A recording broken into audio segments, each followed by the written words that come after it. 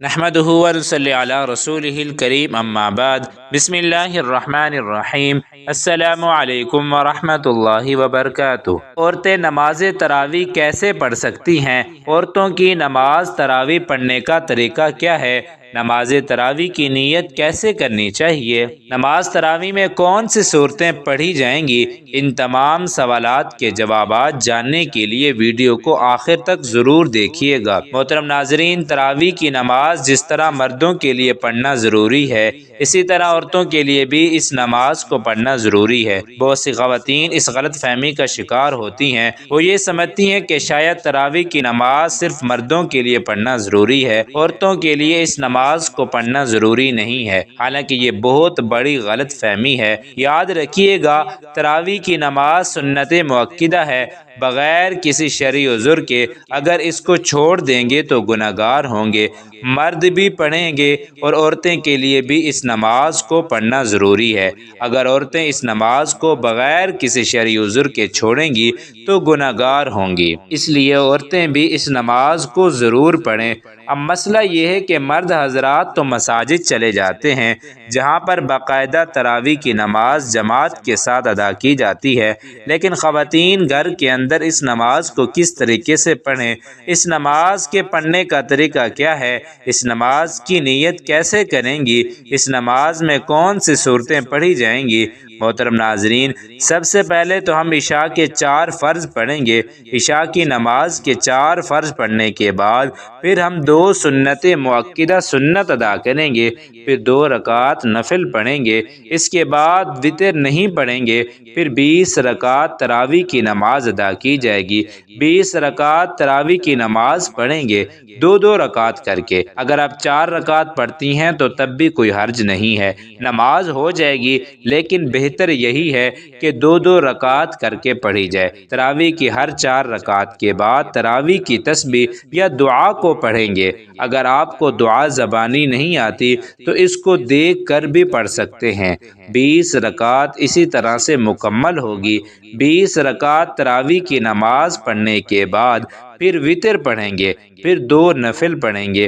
محترم ناظرین، اب مسئلہ یہ ہے کہ ان 20 رکعتوں میں ہم نے کون سی صورتیں پڑھنی ہیں؟ اس کے لیے کوئی خاص صورتیں نہیں ہیں۔ یہ ضروری نہیں ہے کہ یہ صورتیں پڑھی جائیں گی جو بھی آپ کو قرآن پاک آتا ہے۔ کوئی صورتیں آپ کو آتی ہیں، 10 صورتیں آتی ہیں، 10 پڑھ لیں، 5 آتی ہیں، 5 پڑھ لیں۔ جب وہ صورتیں ختم ہو جائیں اور تراویح باقی رہتی ہے تو ان صورتوں کو دہرا لیں، تو اس میں کوئی حرج نہیں ہے۔ اگر آپ کو صرف 4 صورتیں آتی ہیں، یعنی 4 قل آتے ہیں، تو تب بھی آپ کی نماز بالکل آسان طریقے سے ادا ہو جائے گی۔ یعنی 2 رکعتوں میں آپ نے 2 قل پڑھ لیے، اس کے بعد پھر 2 رکعتوں میں پھر 2 قل پڑھ لیے۔ اس طریقے سے 4 رکعتیں بھی ہو جائیں گی، 4 قل بھی ختم ہو جائیں گے۔ پھر دوبارہ سے ان کو دہرا لیں، لیکن ترتیب کا خاص خیال رکھنا ہے کہ پہلے والی بعد میں نہیں پڑھنی اور بعد والی پہلے نہیں پڑھنی، اس طریقے سے نہیں کرنا۔